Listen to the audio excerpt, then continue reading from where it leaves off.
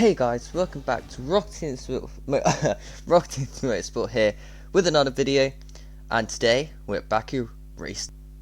Welcome back for the final event of the weekend, the sprint race. Here the top 8 from yesterday's feature race are reversed to make up the grid below us, and in just a few minutes those drivers will be hurtling down into turn 1.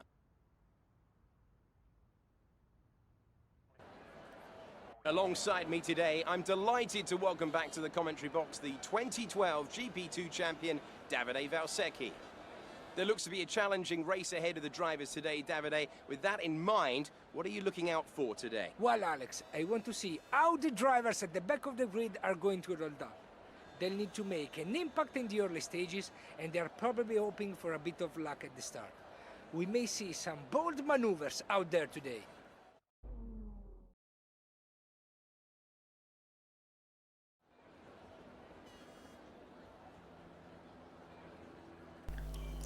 Right, so here's the strategy and here's my setup.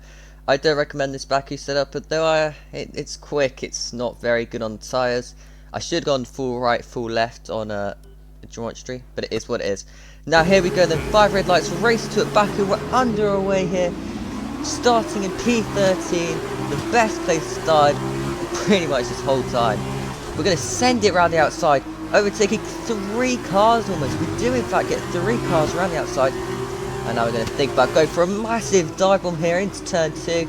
And that's exactly what we've done. And we're into P8 points already. Although we got a bad traction around the outside.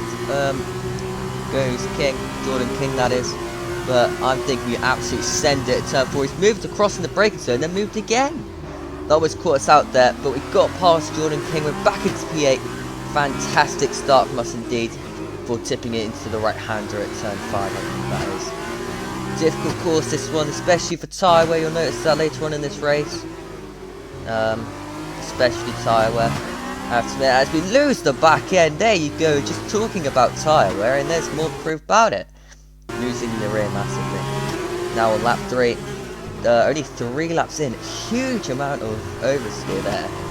The car just wants to go straight on, and I don't know why he wants to do that, and then it wants to understeer as well, so brilliant to see there. Between both of those, as we managed to fend off that position from the car behind, and that was a Q, our teammate. I probably got that wrong, my apologies. Now, as we go, Ilot goes for a late dive bomb, but it's taken us out. Again, we're spinning around in an F2 career mode race, and once again, it's not our fault. This time, once again, we get lucky with a safety car, but Ilot, that was way too late, and you can see from the replay mode how far he comes from. And he just wasn't far enough alongside. We lucky not to lose our tyre. I feel like in reality we would have, so I mean that's a bit bad from the game, I have to admit. A few people in the pits. We were at P9, and we're already jumping up the order to P5 now. So that is good news for us indeed in this race. We're not even gonna bother stopping as well. We're gonna go to the end on these tyres, see what happens. Now on the safety car restart, we're gonna dive bomb the orange car there of Jordan. Boccolacci, I think that is. Sorry if I pronounced that name wrong as well, but I think that's Boccolacci. We get past him on the brakes into turn 2 with a huge dive bomb, and we get the moves stuck, and it worked. That's good news for us in this race. As now Jordan King looks up the inside, makes a huge error there. Good job for him to get past Boccolacci, but now Jordan King once again side by side through the castle section. It's the one line through there, you can't get 2 cars through there, and Jordan King found out the hard way. Yellow flags further back, don't even know what that is for, to be honest. And as you see around this right-hander, no more yellow flags are out, and no one DNF'd. So now it goes to replay mode, and it's the pink car who's got a red front wing, and I don't really know where that happened. As now Jordan King back up the inside of us, and we've done this contact between the 2 of us, no damage this time round. But Jordan King with the DRS, surely he's going to keep this position. But he's going very defensive. We're going to go very late on the brakes, lose the car. Doing a drift around that corner. We did superbly well to hang on to the car. Now to get through the right hander, more contact again. But we get the position and keep P4 in this race. And as you see from the replay mode, you'll see us completely sideways going into that corner. I have to admit, that was a power slide and a half. and that is how you keep a position around the Baku track, even when you haven't got DRS. I'm really proud of myself with that move, I'm not gonna lie. Yellow flags in front of us. Is that P3? I think P3's got a problem here. Is he out of the race? What is going on?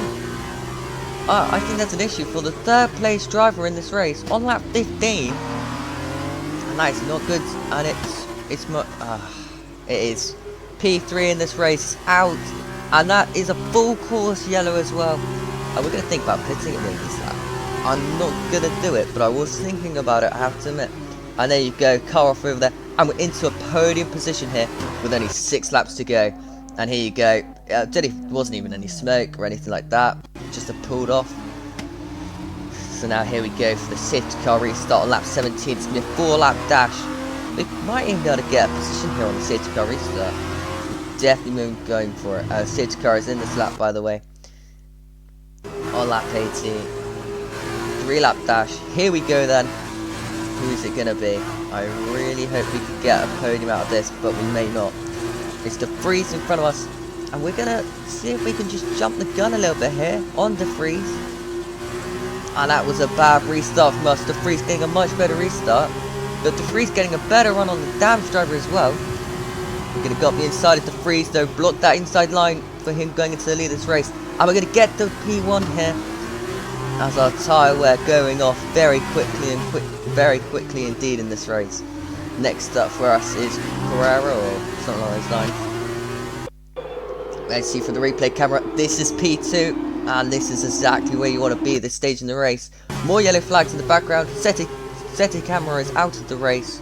I haven't really seen him in this race as De Vries goes for a massive lunge there. Didn't really work out for him. Here is Seti Camera. You can see a huge smoke coming out of his car. And that is game over with only 3 laps to go for him. And those tyres just couldn't get to the end. Now, last lap of the race here then. And we're really going to send this one. Remember, no restarts, no flashbacks, so whatever happens, happens. And I really hope I don't mess this up, because we could literally go from 0 to 0 just like that at this track. As we hit the apex there as well at turn 2. This is the main problem here. We've got no tyre wear. They're going to have DRS and everything chucking at it.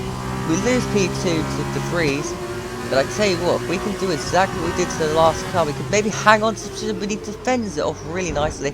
Contact between the 2 of us. We stay in P2 for now, but round the outside goes the Who. Our teammate, we're going to send it at the next corner as well. And in fact, we hit the wall there. That is not going to help us. And now we're going 3 wide into a sharp left-hander. Someone's got to give, and I had to give room for the car up the inside. And I feel like De Vries left us no room there. And we're still side by side with De Vries. What a great last lap this is turning out to be. We're going to dive bomb this corner now. More contact between the 2 of us. But I think we're going to keep the position here and P2 in this race. Now heading up towards Carl's section, we get hit in the rear by De Vries, who is no doubt going to have huge front wing damage from that. And that is really not good to see from him indeed, as he's going to be a bit frustrated after that. Continuing on though, we've got no front wing and we hit the wall again there. I went into replay mode, realised that was a bad decision indeed, because I ideally wanted to show this full last lap in one go, but it is what it is, and I didn't really want to show you guys the replay camera in the middle of this last lap, so we didn't bother with it. So now we've got no front wing, and Alessi could easily drag race us up to the line here. We're going to really hope he doesn't get close enough, but you can see the time we're losing through the left, right. And he's going to, Alessi is on our back tire, he's going to have the DRS.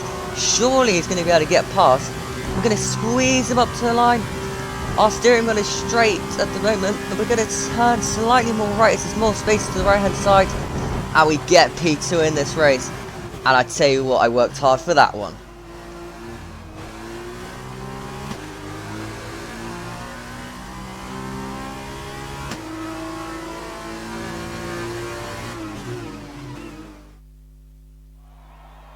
A great win then for the Charouz team today.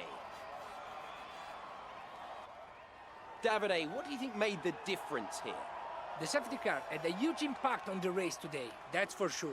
A lot of racers begin panicking when it's brought into a race, as it means important decisions need to be made in a very short space of time. Should you pit? Well, that depends. What track is it? How are the tires holding up? What is my current position? A race can be won or lost after the introduction of a safety car. Make it quick thinking. key to the victory here today. Looks like they're on their way out onto the podium now, and what a result this is. And a popular one with the crowd as well. Great stuff to see the Charus team on top here today.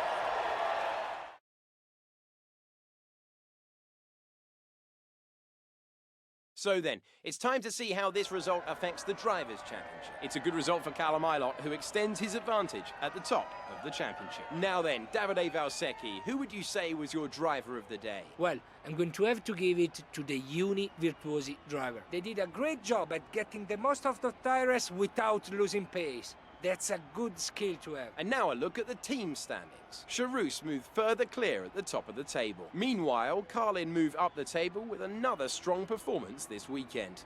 There will be plenty more twists and turns to come this season.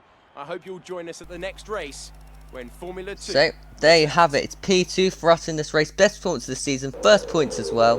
Here's a couple of replays from earlier on in the race, especially this last lap. I felt like putting in after all this last lap was done. And huge dive bomb there, and we hit the wall, and then we went 3 wide into this left-hander. This is extremely brave, all 3 of us. And yeah, you can just see there's plenty of contact, plenty of action around this last lap, but no one was going to give an inch, and neither did we. Giving it up to the AI is not something I do, and as you see here, maybe this move here was too aggressive, but we all made it around that corner, so I mean, I feel like that was fine. But the dive bomb here, that was a turning point, and then he goes, we hit the wall through there. That was another big turning point in this race if we were going to lose it, but we did. And then as we came to the line, us two making contact all the way down the straight, but we left the cars lit, and that's all that matters, I think.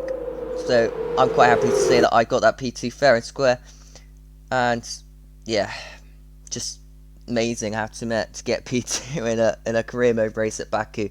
Never thought it'd happen. Thank you guys so much for watching, have a great rest of the day, and goodbye.